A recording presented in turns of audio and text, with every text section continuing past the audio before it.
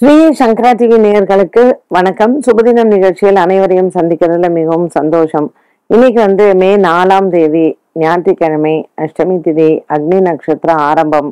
இந்த ஒரு அருமையான நாள்ல 12 ராசிக்கும் ராசி பலன்கள் எப்படி இருக்குன்னு பார்க்கலாம்.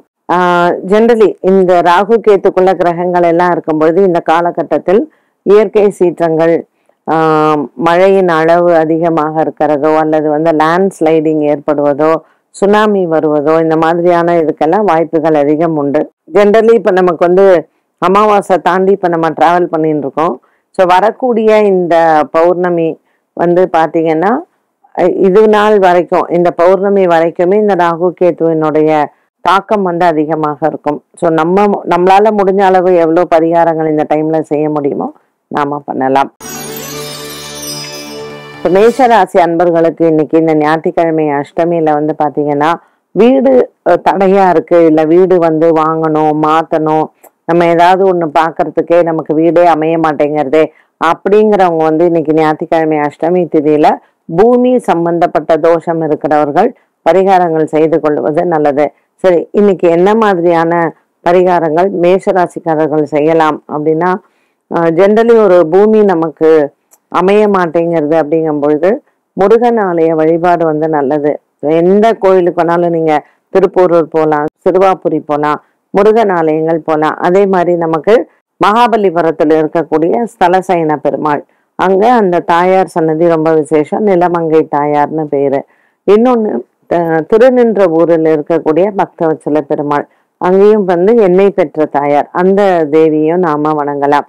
ஸோ இன்னைக்கு அஷ்டமி திதியில அங்க போயிட்டு நம்ம மனசுல என்ன பிரார்த்தனைகள் வேணுமோ அதை செய்து வீடு வாங்கறதுக்கான இதை மேஷராசினியர்கள் பார்த்துக்கலாம்.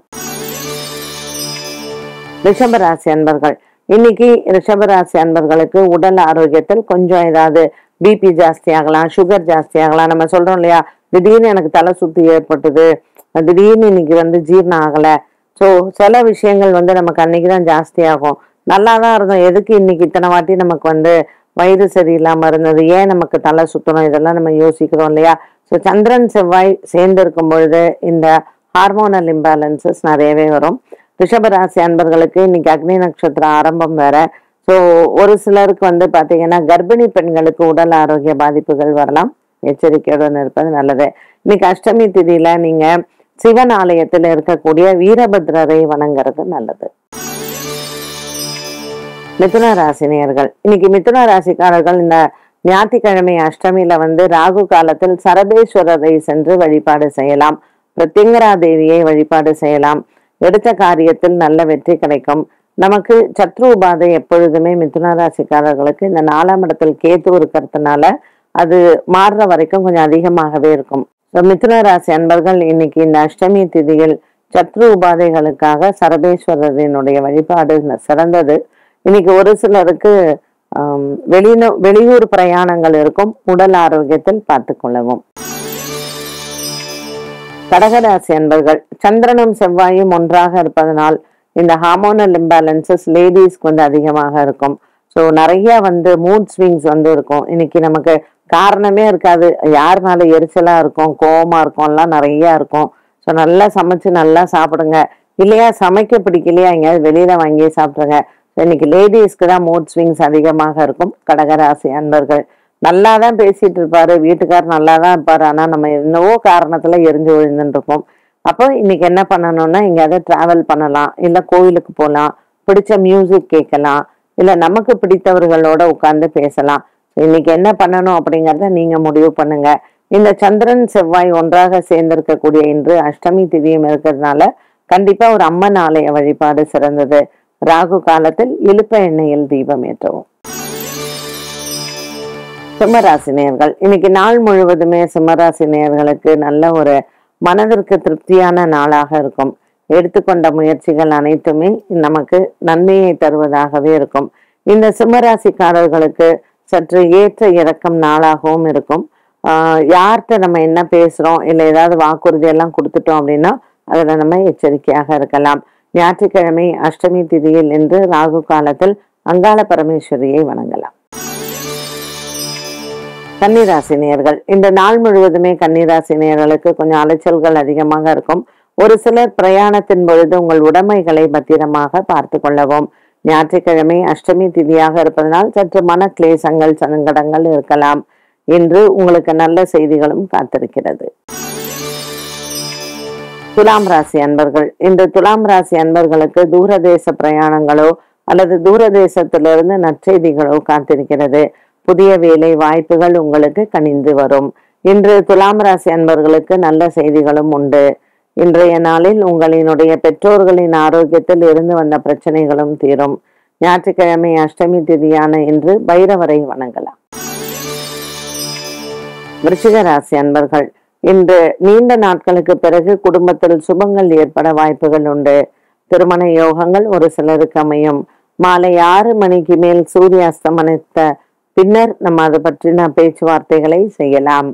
இன்றைய நாள் விருச்சிக ராசி அன்பர்களுக்கு மனதில் இருக்கக்கூடிய பாரங்களும் தீரும். தனுசு ராசி நேயர்கள், இன்று நாள் முழுவதுமே தனுசு ராசி நேயர்களுக்கு நல்ல ஒரு மன நிம்மதியும் சந்தோஷமும் உண்டு. இந்த தனுசு ராசி அன்பர்களுக்கு மூலம் பூராடம் நட்சத்திரக்காரர்களுக்கு சந்திராஷ்டம தினங்களாகவும் இருக்கும். ஒரு சிலருக்கு நண்பர்கள் மூலமாக பிரச்சனைகளும் வாக்குவாதங்களும் வரலாம். தேவையில்லாத நண்பர்களை இன்று சந்திக்க வேண்டாம். இன்று தனுசு ராசி அன்பர்கள் உங்கள் வார்த்தைகளில் கவனமாக இருக்க வேண்டும். வழக்குகள் விசாரணைகள் தேவையில்லாத வம்புகள் வழக்குகளில் நம்ம மாட்டிக்கொள்ளக்கூடிய சூழ்நிலைகளும் உருவாகும்.